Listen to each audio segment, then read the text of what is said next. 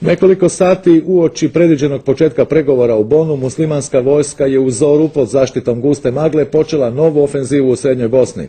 Novinar BBC-a iz Viteza je u 13 sati javio da je muslimanska vojska stigla do predgrađa i da se stječe dojam kako su Hrvati pretrpjeli ozbiljan poraz, te da imaju mnogo ranjenih i poginulih.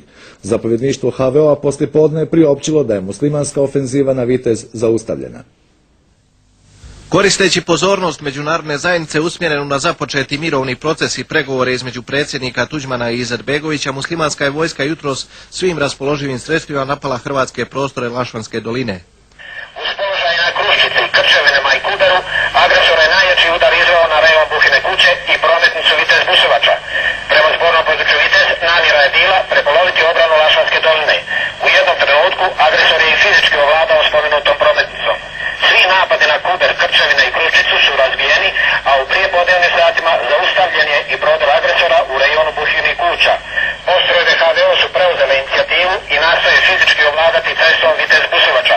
Tu se vode i još traju žestoke borbe prsa o prsa. Ne prestaje ni topničko djelovanje neprijatelja. Do 16 sati na Vitez je palo više od 100, a na pravcima napada preko 200 različitih projektila. 5 starijih osoba i jedno dijete su poginuli, a 35 civila je ranjeno. Među njima više djece. Nažalost, u Hrvatskoj i Srednjoj Bosni nove žrtve, novi ranjenici. Ovdje je sa nama u studiju prvi vojnik Srednje Bosne, Hrvatske Srednje Bosne, pukovnik Tiho Blaškić. Gospodine Blaškiću, u najkraćem recite što znači s vojničkog stanovišta ovaj muslimanski proboj ceste Vitez-Busovača?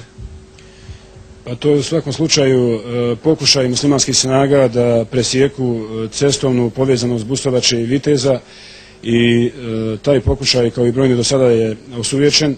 Muslimanske snage u svojim namjerama su zaustavljene i dio naših pozicija, zapravo Buhinog sela, odnosno Buhinih kuća je već pod našom kontrolom i ja sam uvjeren u to da će naše postrojbe u protivudaru povratiti sve pozicije i da će sigurno muslimanske snage prisiliti na povratak na ranije pozicije na kojima su i bili.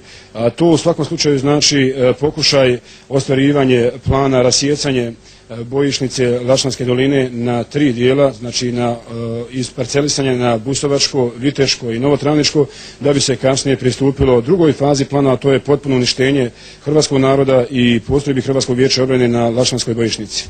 Gospodine pukovniče, danas ste imali razgovori sa generalom Rosom, zapovjednikom HVO-a, u najkraćem ono što naravno možete za javnost reći, što ste dogovorili?